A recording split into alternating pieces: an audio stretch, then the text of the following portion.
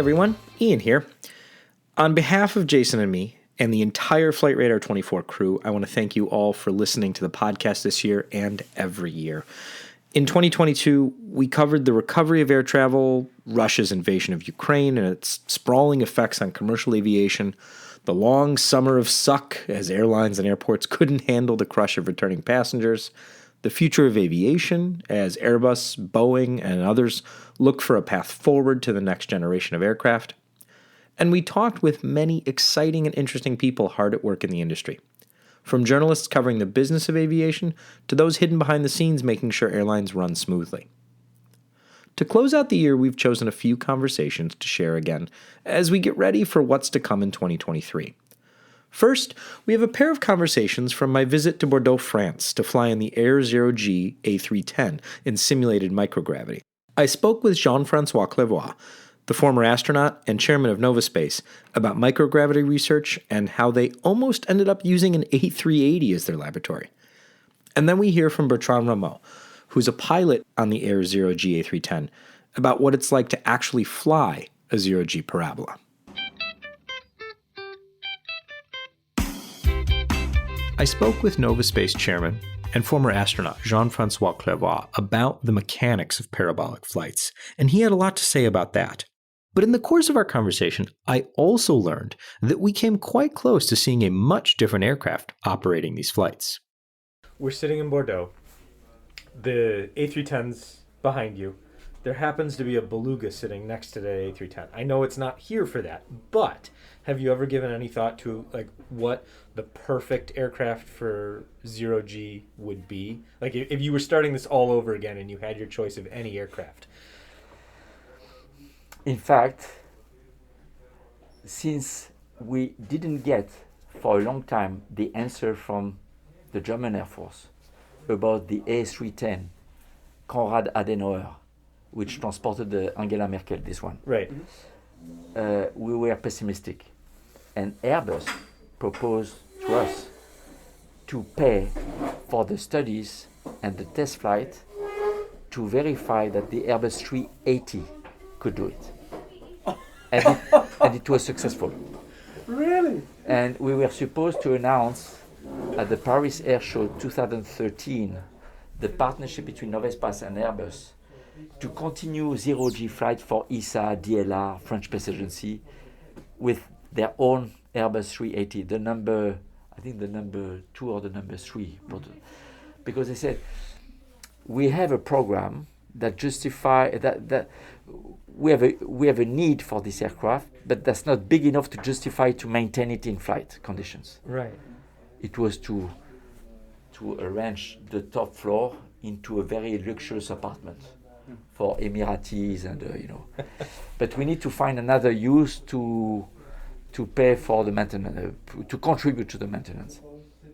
So they told us, we will organize a campaign for you, but you will have to combine 2 campaigns in one. It is so huge that the mid floor, I mean the main floor, you have the cargo and the 2 floors for passengers. The middle one is so huge, you could feel like 3 or 4 times what we have in this one. So they say, in order to minimize, so it would have been a constraint for us because we would have been obliged to combine, to convince ESA, DLR to find dates where they can fly together. Yeah. It's feasible. Yeah. What was a bit frustrated for us is, in that case, we would have not been our own operator because we would have not managed the training of the pilots, etc. And a month or 2 before the Paris Air Show, the one head of Airbus told our partner, we consider that one other condition is we will price Novespace just the same amount you would price if you had your own Airbus, like the 300 or the 310. And then somebody at Airbus said it's too kind for Novespace because it costs far more, especially 4 engines, etc. Yeah. So he said, within Airbus management, they decided to review the pricing offered to Novespace to see if they could maybe price a bit more than what they had promised at the beginning. And in between, we received the answer from the German Air Force, okay. Because we had the head of CNES and the Minister of Defense talk to each other to find if it was possible, because DLR is a user, so DLR has an interest to favor this transfer. And in the meantime, we got a favorable answer from the German Air Force, who said, we are ready to not put in auction that Airbus 310, which was the original plan, and we will sell you at the market price. So give us a price. We will see if it's reasonable, and we gave a price. They say okay, and so we have it. So what is nice is this is our own. We operate and manage ourselves like an airline company. We are our own operator of the plane, so it's more flexible because we don't have to make agencies, agree together on the planning for when to fly, etc. So to answer your question again in short, we have had the opportunity to look at big aircraft, which would be actually interesting only for shooting movies where they need big mock-ups.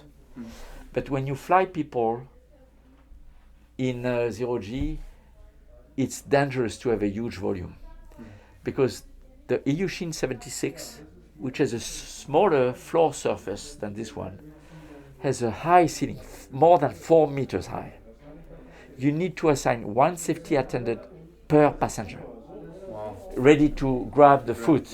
Because if you are at 4 meters when we do the pull-out, you will see during the pull-out, you are maximum 1 or 1.5 meter above floor. So our plane is good. I mean, it's maybe we have only 220 meter ceiling height. So maybe 250 would have been ideal. Otherwise, it's fine. It's okay. It's manageable. But Beluga, we have looked at how to get a longer time. Concorde would have given us 1 minute. If you use post combustion, high angle of pitch at each junction, you can get 1 minute of Zero G. But of course, Concorde is too expensive. And, at the end of life, there were some Concordes still able to fly. Right. So we look at the Airbus 380, but Beluga would be definitely too big too. So safety-wise, not manageable. Could you explain the parabolic nature? Why can't you just fly and then dive? Why the parabolic? Okay. So the principle of parabolic flight is to insert the aircraft into an Earth orbit. We demonstrate in physics that when you are outside a uniform sphere, the gravity is the same whatever the size of the sphere. So if you are outside Earth, the gravity field is the same as if all Earth was there. So imagine a virtual ellipse orbit like this. This is the arc of an actual Earth orbit. If there were no atmosphere, you would be in weightlessness here like when you are on an orbit around the Earth. So the principle of parabolic flight is to throw the aircraft in the air and make it follow this arc of an orbit at its apogee, where velocities and altitudes are within the qualified flight envelope of the plane, given by the constructor, Airbus. In order to maximize the time of weightlessness, we give the time of ascent and descent. When I throw this pen up, the time of weightlessness is the whole time. Because in physics, free fall doesn't necessarily start with a fall towards the floor. When you throw something in the air, it is called free fall in physics. weightlessness is a state you are in when you are subject to gravity only. It's not the absence of gravity, it's when the only remaining force applied to an object is gravity and nothing else. When there is no surface contact force. In our daily life, we are submitted to gravity, which is a volume force. It applies from a distance to any grain of matter of your body, inside, outside. All the other force we face in our daily life are contact forces, surface forces. So an airplane, alors, why going up first is to double the time of weightlessness.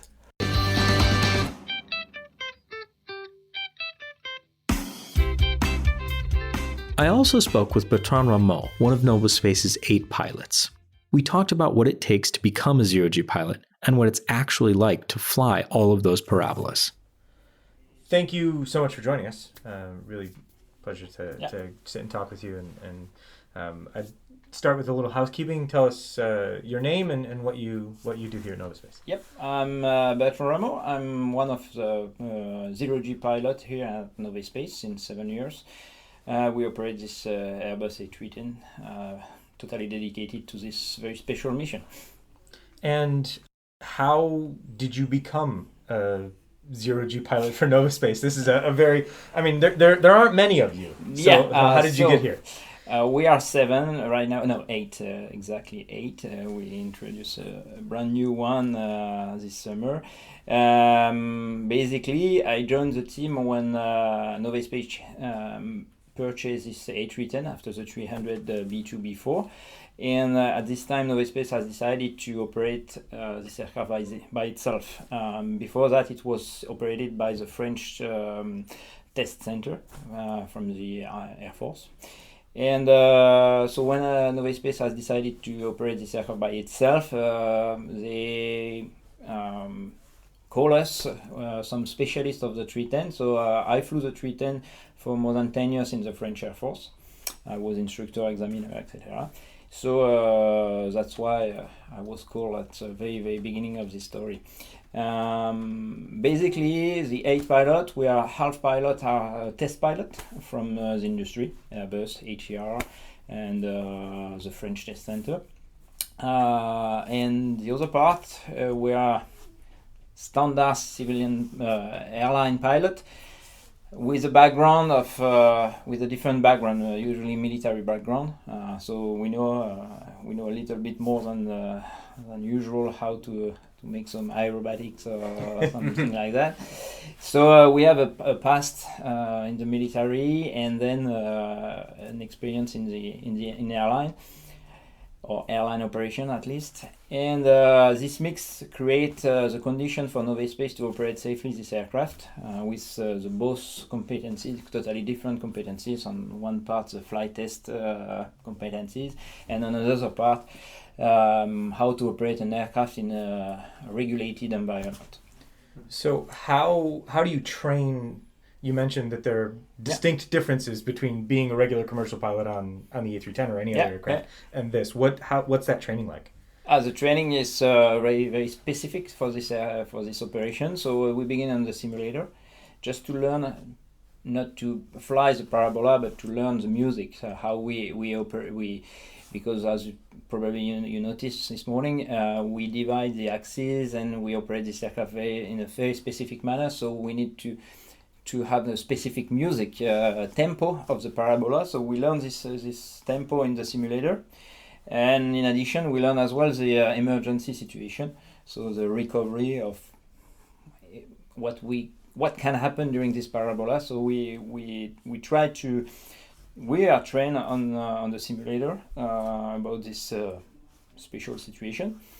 Then we went to an aerobatic light aircraft just to perform a couple of parabolas and to be more not efficient, but more to put your head down and just to learn how his 50 degrees nose up, how his 50 degrees nose down, how the speed increase fast, etc., just for familiarization, right? And then we come here, and we have 4 flights, dedicated flight, without any passengers, just us. We go to the over the sea and let's go. So you jump in a new world, and that's it. So we perform more or less 40-50 parabolas just for training. And then you join some scientific campaign or public flights, and you perform your first parabola with passengers on board, and you learn day after day, flight after flight. You need 100,000 of parabolas to be a regular parabolic pilot. It's matter of experience. Most of the best quality you have, you need experience for sure. So describe for us what's happening on the flight deck as you go into the parabola, and walk us through the whole parabola. So from the flight deck, first of all, we hide the windows to avoid some sun disturbance during the maneuver. When we climb or when we dive, the sun moves and we can have reflect. And to avoid this condition, we put some curtains on the lateral windows of the cockpit. So it's very dark inside the cockpit, and we keep only the 2 front windshield open, and that's it. And then we work at 3 pilots at the same time. So that means we divide the axis. So we have the pitch axis. So it will be fly by the one in charge of the accuracy of the parabola. So only push and pull. Focus on that. Focus on the accelerometer to provide the best zero possible. And that's his only task. So to fly the pitch, to fly 0G. On the second part of the aircraft, you have the pilot who is responsible for the lateral axis, for the roll. So we put 2 small lines, wires on the yoke, just to avoid some disturbance on the pitch. And we fly the aircraft like this. We keep the roll more or less at 0 during all the maneuver. This pilot is responsible as well of the music, of the tempo of the parabola. And the third one is in the middle, sit down on the jump seat, and is responsible for the thrust of the engine, to set up the full thrust for the entry in the parabola, and to set the good thrust during the parabola to obtain the best 0G on all axes during the maneuver. And so let's go inside this parabola. The G pilot, the pitch pilot, will pull 1.8 G during 20 seconds to reach 50 degrees nose up. Then at the call out injection, we will push on the yoke, and to reach the 0G, that's the most difficult part of the parabola. It's to pass from 1.8 G to 0. And not 0.1 but 0.0001. So that's our target. And during the 22 seconds of the parabola, we keep this accuracy of the 0G. And then when we reach 50 degrees nose down, you have to become again an aircraft, and you pull out 1.5 at the beginning and then 1.8, and to recover the situation and to come back at the departure point. And let's do that 31 times. Very good. Is when you're performing in the maneuvers in the simulator for the first time, obviously you're not feeling that gravity. I know the simulator is basically. So then, no when you get to the G, how long does it take to get used to that feeling while you're operating the aircraft? Because I sat in the aircraft, feeling it. Yeah. Thinking the entire time, there's no way I could fly an aircraft while feeling this. It's totally different in the cockpit because you know what will happen. You know exactly what will happen. Okay, the first time you feel the pressure on your body at 1.8 G, and you feel the zero gravity at your first injection.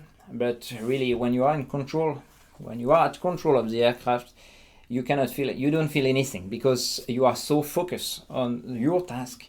you cannot think about what's happened, and 22 seconds is very short, and so you are so focused on the fly to fly this maneuver. I don't say you cannot feel, but it's well behind. So you think well after the maneuver, you will feel, oh, what happened? Yeah, I feel my body, etc. But during the maneuver, no, it's impossible. You are so focused, you cannot imagine. It's you are looking at your instrument and you are focused on your instrument, and that's it. Everything can happen. Anything can happen around you. You are so focused. Is there anything about the flight tech that's been modified specifically for this aircraft? There is no major modification in this aircraft. The only modification we introduced in this A310 is the accelerometers, the way to display the information in the cockpit. So we get two screens with an accelerometer in two different scales. One large scale to fly the pull up and pull out, 1.8 G, and one very, very accurate scale to fly the maneuver by itself. Part of that, and of course the cabin. The cabin is totally modified to remove the seats, put some foam everywhere, and to provide electricity and air for the science.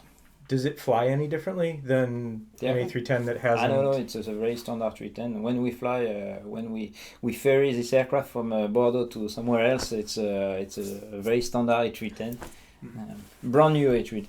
How is the maintenance because of the high pressure of the wings and the structure? So with Airbus, we have carried out a big study on the aircraft, and we have divided the aircraft, or some parts have a life cycle different than standard operation. So that means we have some beta factors on the engine. For example, one parabola is one cycle.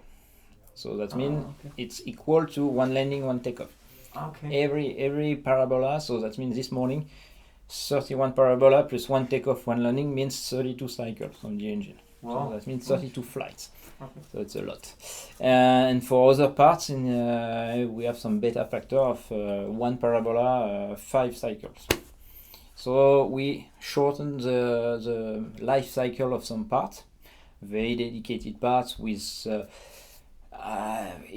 it was an Airbus study, and we trust them on their job. So it's to ensure we have a safe aircraft at any time. So more or less, we have the same maintenance than an airline. If this aircraft fly more or less 10 to 15 hours per day. So, but we fly only 35 flights a year, but we have we have the more or less the same maintenance schedule than a standard airline who operates this aircraft daily. Very interesting. Yeah. Over maintenance for sure, but that's the price to pay to get this aircraft. To be sure the aircraft is always in good condition for this repetitive maneuver, because we are in the certified envelope of the aircraft. Zero is in the middle of the flight envelope, a certified flight envelope of any aircraft. The only thing who change is the repetitive action to stay 20 seconds at zero, and the repetitive action of 1.8 G, which is impossible on a standard airline.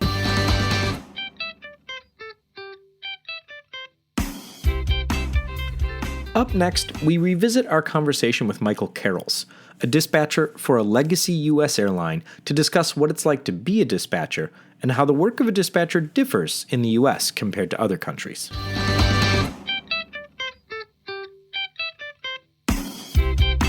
Welcome back. We are now joined, as long promised. It took us a minute or two to get here, but we finally did.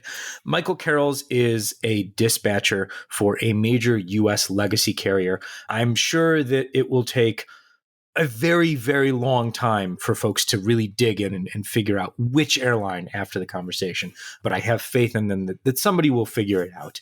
But Michael, thank you so much for joining us. We're really thrilled to have you on the show. I'm really glad to be here, and I'm really glad we're finally able to get this put together. You're bringing three people together in three schedules is always the fun part of podcasting. Absolutely. Absolutely. I'm glad we made it work, and I'm glad you're here.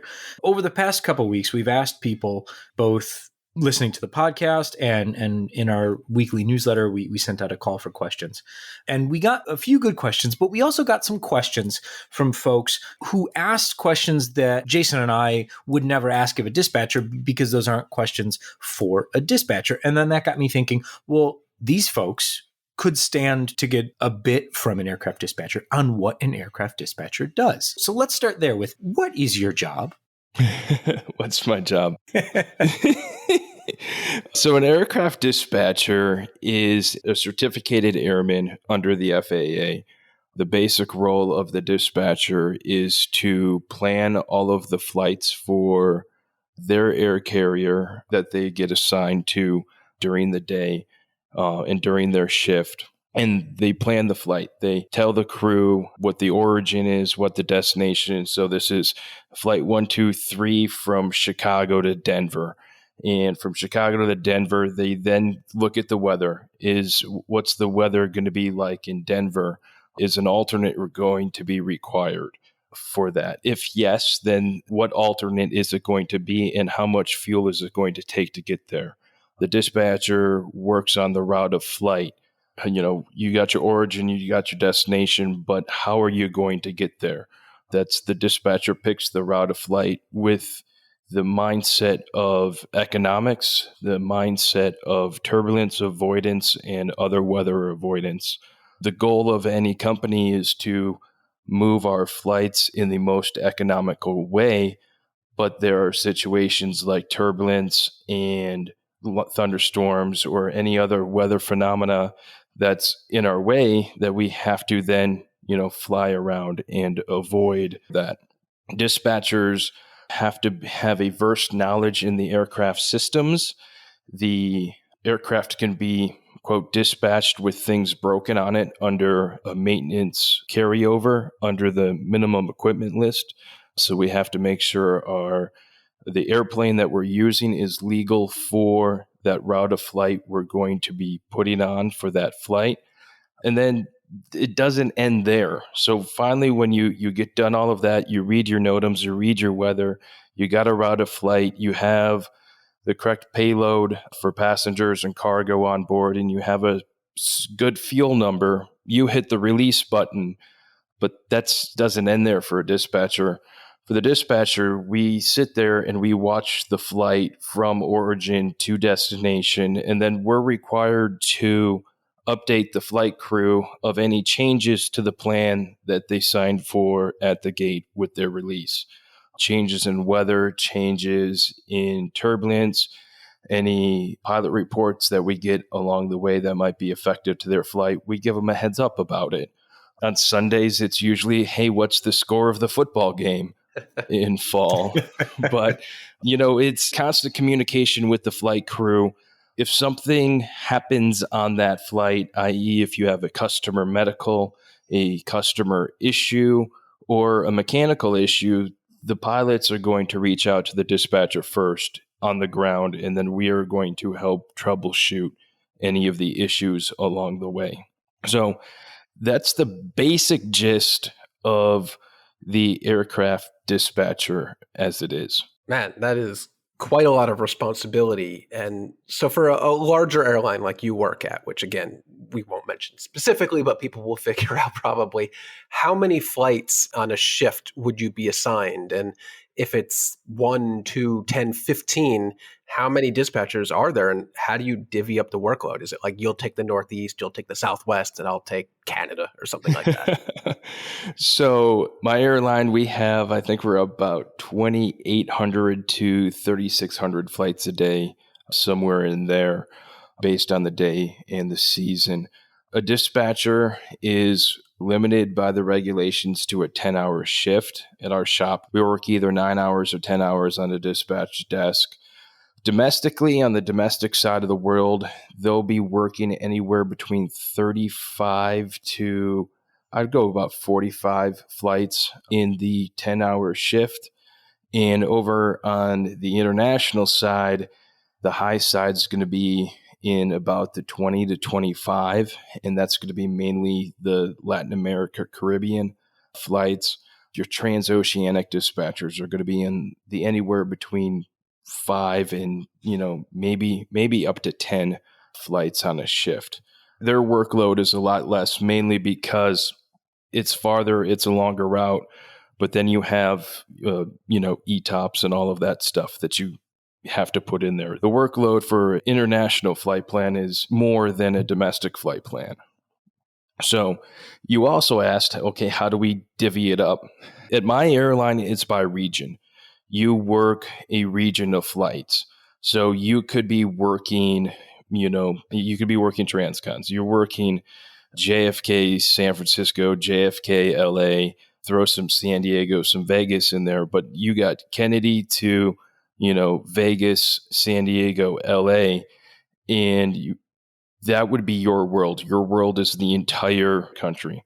And is that for like a particular day, or do you repeat the same kind of like territory that you get familiar with? So line holders or desk holders will work the same flights every single day that they're working. That's kind of their desk. This is what they become very specialized in those flights. Now, we also have relief dispatchers, which work the desk of the dispatchers when they're on vacation, because unlike most jobs, someone has to do your job for you when you're on vacation. You can't, just come back from your vacation and have a pile of flights to work up. That doesn't work out very well for many people. Sorry, we can't fly to Seattle this week because Jim's on vacation. Exactly. We've had some management try to suggest that before, but we quickly told them, that doesn't work that way. So there's that region, but your region could be small. You could be working out of Atlanta, Tobacco Road airports. Maybe Dulles is the furthest north you go, but you have Greensboro, Richmond, Charlotte, and maybe Savannah. And now your world is Georgia, North Carolina, South Carolina, and Virginia. It's much more compressed. Internationally, we break things out by ocean. We have a North Atlantic quad. We have a Pacific quad. A quad being 4 or 5 dispatchers all in a row that are working the same region. So you kind of have some resource management back and forth with each other and some support. And, have like you said, Latin America, we'll have an Atlantic, we'll have a Pacific, and then, we'll have Africa. And Africa is kind of a pseudo North America desk. It's a unique desk. Can you tell us what you typically work on without giving away the actual secret? So I have moved on from the actual guy sending flight plans, and now I work more in the ops management side of the office in the dispatch profession. And what I work on when I work the floor is I work a fleet of airplanes, and I make the customer delay, cancel, swap airplanes, do a bunch of stuff in the background to make sure we stay on time role. Now, that's an important job, too. And I just last week actually I was flying JFK to Seattle, and we had on Delta's 321 Neos, they had some bad luck with a few of their aircraft, and they had to swap a few out. And I was very thankful that instead of just canceling my flight and say, sorry, you're going through, Denver now, they were able to swap it out to a 739 instead of the 321. So that probably took a fair bit of reconfiguring some flight schedules. And I was very happy someone was able to do that. Could have been you, could have been someone else. I don't know. Yeah, it could have been. It's one of those things, especially when you talk about the operation on the fleet side of things. The fleet operations manager is supposed to really, their whole goal is to make sure there's a pilot crew, a flight attendant crew, and an airplane at the gate with the marketing schedule as it got published. If one of those 3 components is not there on time, we either have to move airplanes and equipment around to make sure we have an airplane that's there on time. We need to reroute crews to make sure it's there for an on-time departure, or we have to delay, which is pretty much usually our first and best option for, recovering any situation like that. And if delay doesn't work and you still aren't going to get a piece to the puzzle that you need, well, then cancellation is pretty much our last resort of what we're going to do. How computerized are things these days as far as using either, planning software or things like that to either make the decisions or help make the decisions? How much of that is built in and computerized versus how much of it is people sitting down and figuring out, okay, what are we going to do here? It's a good mix between the both. Our flight planning system is completely computerized. A dispatcher sits down, pulls up the flight, they sees the amount of payload that's going to be on there. They hit the compute button. The dispatcher isn't sitting there with a calculator adding up the fuel to get the total fuel bill. Everything is done and automated there. So that's all computerized there. They still need to do the manual, hey, let's look up to see what these different MELs are. I have to manually go and take a look at the weather. I'm still using a computer program to read the weather and the NOTAMs, but it's a manual reading of the weather and the NOTAMs to do it. There's no machine learning that we have yet that will read weather and NOTAMs for us and do any sort of critical thinking for a dispatcher. We don't have a machine learning system based on it on the dispatch side. And that's pretty much the same on the operations management side. We have a lot of tools that gives us a lot of good information and a lot of good analytics about customers and about connections and about high value customers and value scores for different flights that we can help make a decision. But in the end, it's the human sitting at the computer that's taking all the information in to go ahead and actually make a decision. Now, we're working towards a more machine learning, machine analytics type of operation, but we're not there yet. You mentioned weather, and we always talk about, weather being a very both predicted and still yet unpredictable. And one of the questions we got from a podcast listener was about kind of the dealing with weather that hasn't happened yet. So their question was, how do you dispatch forecasted weather where there's thunderstorms that could pop up?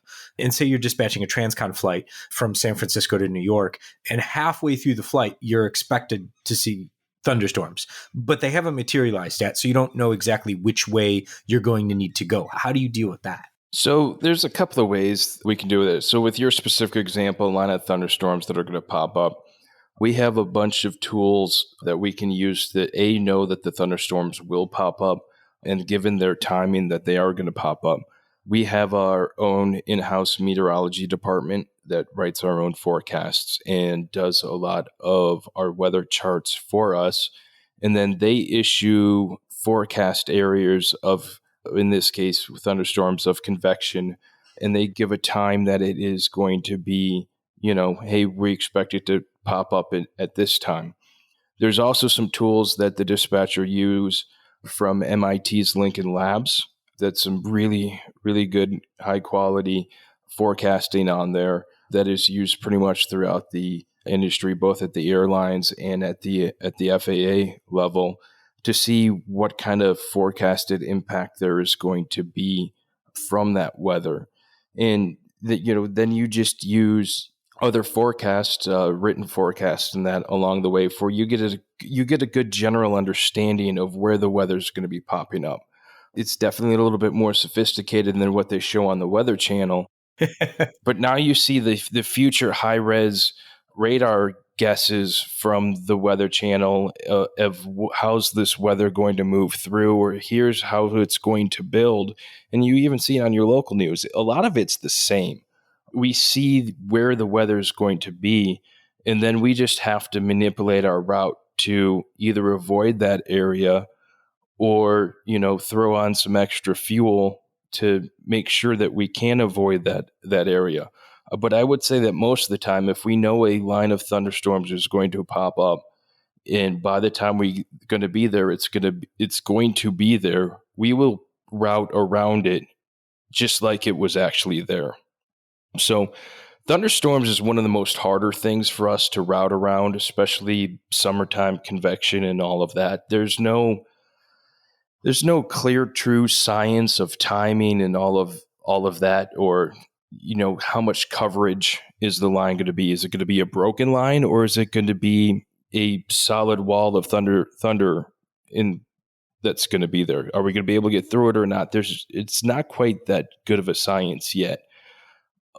Just going back from what's been going on this last week, here in October of 2022, Hurricane Ian came through the United States over the last week. For me, in the operations in the airline world, hurricanes and blizzards are so much more preferred weather to forecast and avoid because they're much more predictable and they're slow moving. And you have time to get a good plan in place, action that plan, and then you also know when you're going to be able to recover and start operating again once the storm moves through. That's funny that you would actually, and I totally understand it, that you'd prefer a more widespread kind of devastating storm, but a little like a summer pop-up storm in New York. You don't know if it's going to ruin United's day at Newark or if it's going to ruin American's day at JFK, since it's that localized. So it is pretty funny that a wider, more widespread storm is actually just easier to deal with than a little pop-up thunderstorm in New York. That's fascinating. No, absolutely. I would take a hurricane over a New York swap event any day. We don't want hurricanes ever. And, we want to run our flights. But like from the operational side of things, I'll take the slow moving storms better. You talk about pop-up storms, you just one cell pops up over LaGuardia. And that's it. That's it for that's the day. it for that airport. But, Kennedy's running fine and Newark's running fine. Or, you get one thunderstorm that pops up just north of Philly and it cuts off one of the arrivals to the New York metros. And, now you have, say, LaGuardia and Newark are running fine, but Kennedy's blocked and is holding. And now you're scattering airplanes and diverting because there's no other place to go. But everyone else going to the other airports are just flying right by you and see you later. So is weather the hardest part of your job? I would say weather is the most impactful part of the airline operation, and it definitely is the largest influence of workload at an airline. And very few airlines actually have a dedicated weather staff employed, I think, too. You happen to work at one that does, but correct me if I'm wrong, but I think that's actually exceptionally rare. I think most of the majors have access to their own meteorologist, or they have a contract with people that are meteorologists that work in their operations center. But for us, they're actually airline employees. They have the same skin in the game in it as we do. They're not forecasting for, a bunch of other people or throwing out just broad forecasts. They're definitely airline specific forecasts, and they are a great team that we work with. Yeah. And speaking of rare, dispatchers overall, we talked a little about this before we hit the record button. The U.S. airlines are actually in a class of their own when it comes to dispatching, since we talked a little about that. So most airlines out in Europe, Asia, they don't actually have dispatchers. Can you tell us a little bit about why that might be, or how they operate sans dispatching? I can talk a little bit about it. So why do the U.S. have dispatchers? And that just because it's baked into the federal aviation regulations. It's in there as in Part 121 that, there has to be a dispatcher sitting on the ground while the flights are going out and flying and doing all the pre-flight planning. If you think about it from our aspect in the United States, you have someone that has the same knowledge as an airline captain. The dispatcher written exam is pretty much exactly the same as the ATP written exam, minus, I think, a few questions, and otherwise they're basically identical. You have a certified airman who understands the exact same knowledge as the pilot does, but we stay on the ground and we do all the quote paperwork and the routing stuff for that flight crew. I think if you gave a pilot and made them in the United States have to flight plan their flight like a dispatcher does for them, your crew utilization would be incredibly low because they'd be spending 2 or 3 hours in between flights planning the next flight. We don't have that time. Airplane comes in, say the crew is, turning with the airplane to head back out. That's a 30 to 90 minute ground time. They don't have that time to sit and prepare to this level that we do for them. We prepare the documents and all of the information for them, so they just have to read the importance part. So that's how we do it in the United States. Canada has a similar model, and I believe Australia has a similar model, but that's it. The rest of the world doesn't operate on a model that's similar.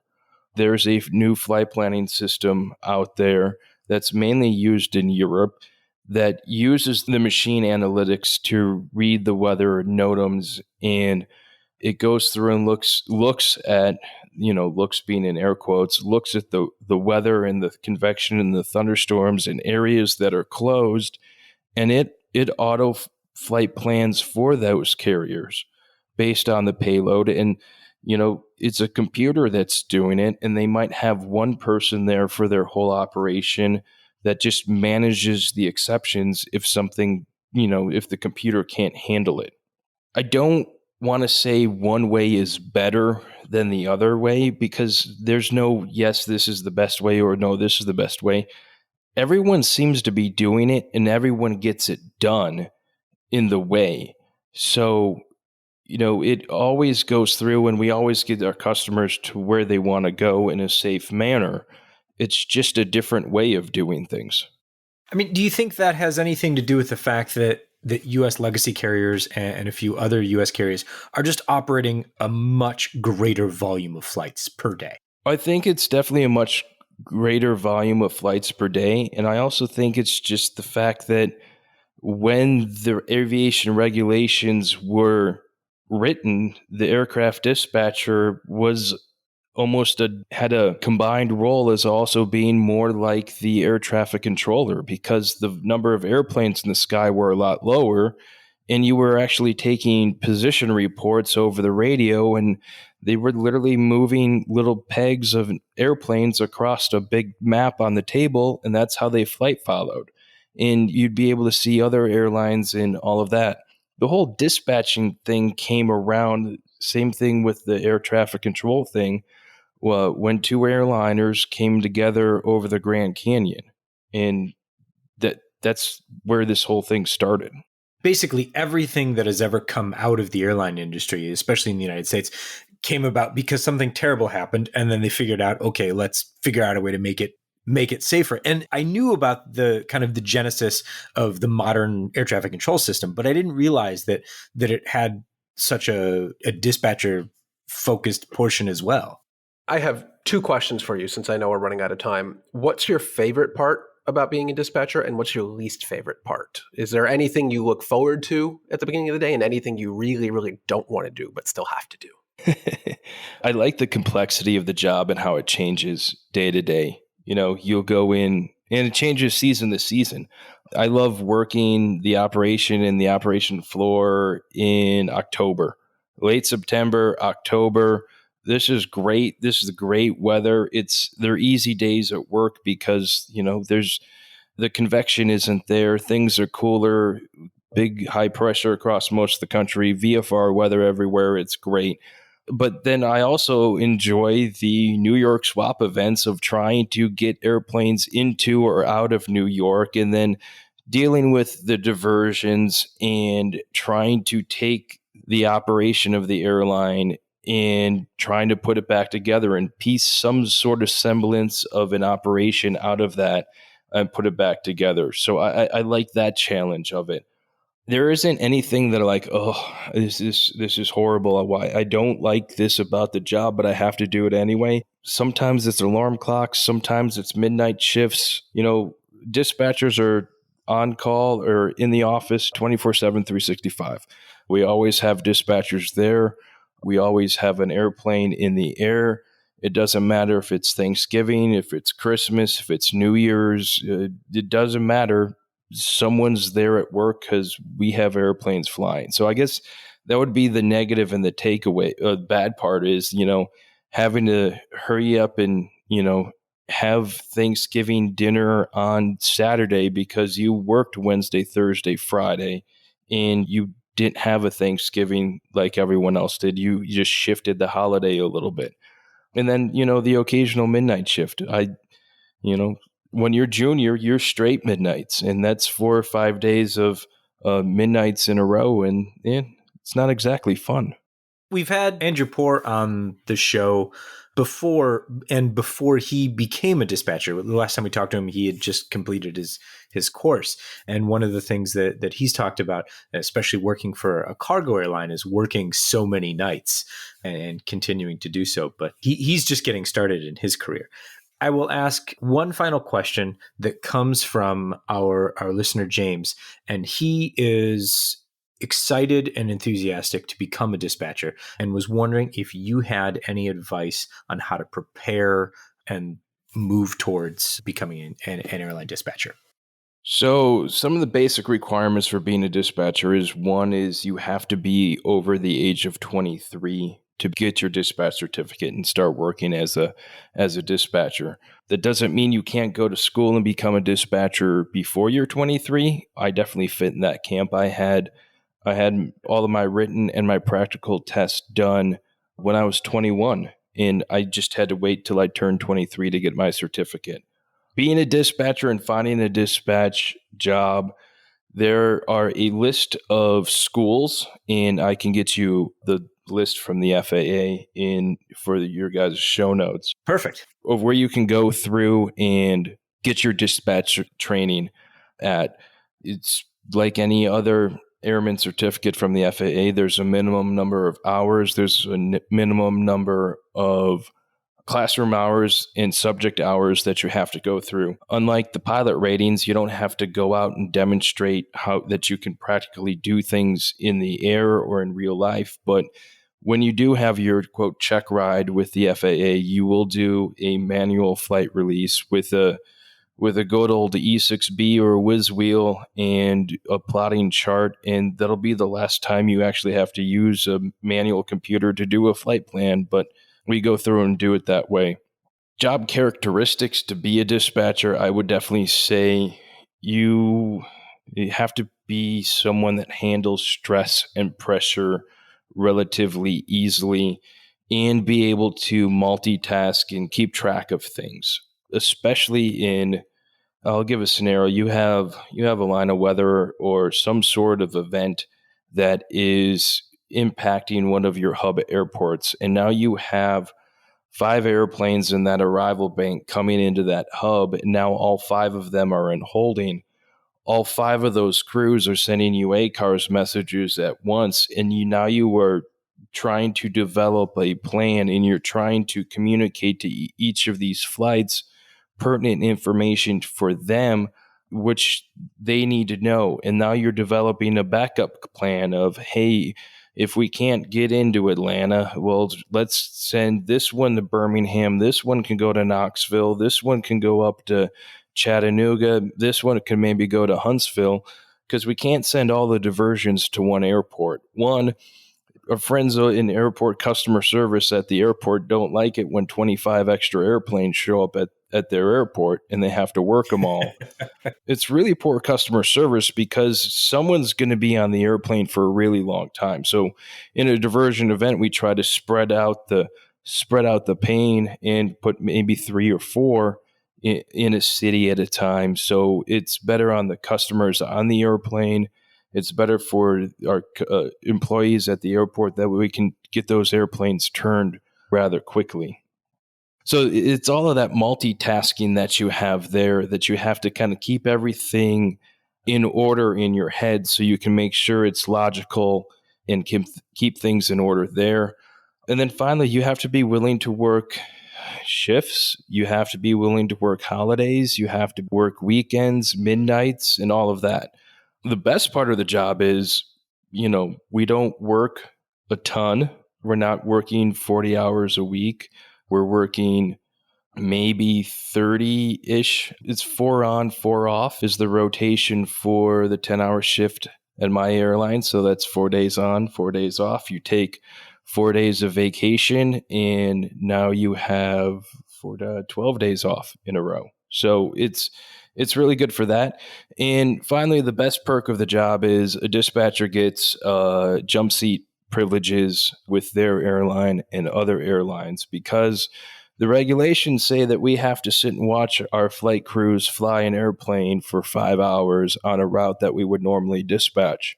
So each year we get a company paid vacation somewhere to go watch pilots fly the airplane, which means we have to sit in the jump seat, which means we have access to the jump seat year round. Hey, that's not a bad perk. I think that's our best perk. That would be my top perk if I was a dispatcher, for sure.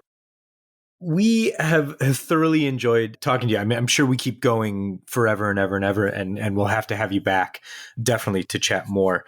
But I'm going to let you go here so that we don't keep you forever, and that eventually you can go back to dispatching more planes. Michael Carrolls is an aircraft dispatcher for a major U.S. legacy carrier. Email us at podcast@fr24.com if it was very difficult to figure out which one, and we'll go from there. Michael, thank you so much for joining us. Really great to talk to you. Yeah, thanks so much. No problem. If you don't mind me throwing in a cheap plug, if you like conversation, absolutely, yes. Sorry, by all means, yes. If you like conversation like this, usually about twice a month, me and 2 other dispatchers get together and do a podcast called Flying in Life. Sometimes I talk about air shows. Sometimes I usually go to Oshkosh every year and cover Oshkosh. Talk a little bit about personal flying, but most of it is 121 dispatch operations on what we do and how it is we do our thing. And we get, kind of geeky sometimes and get down into the weeds of things. So, and if you want to go from our more general conversation into that conversation, we will absolutely put a link in the show notes to their podcast, Flying and Life. Michael, thank you so much for joining us. Hey, no problem. Thanks, guys. Thank you. We hope you've enjoyed listening to AvTalk this year as much as we have enjoyed producing it. As always, feel free to email us at podcast@fr24.com with any suggestions, comments, or criticisms that you may have. And if you are enjoying listening to the podcast and you've made it this far, head over to wherever you get your podcasts and leave us a rating or a review, preferably both, which helps other people find the show so that we can continue making more great episodes. I am Ian Petchnick, wishing everyone a very happy new year and happy tracking.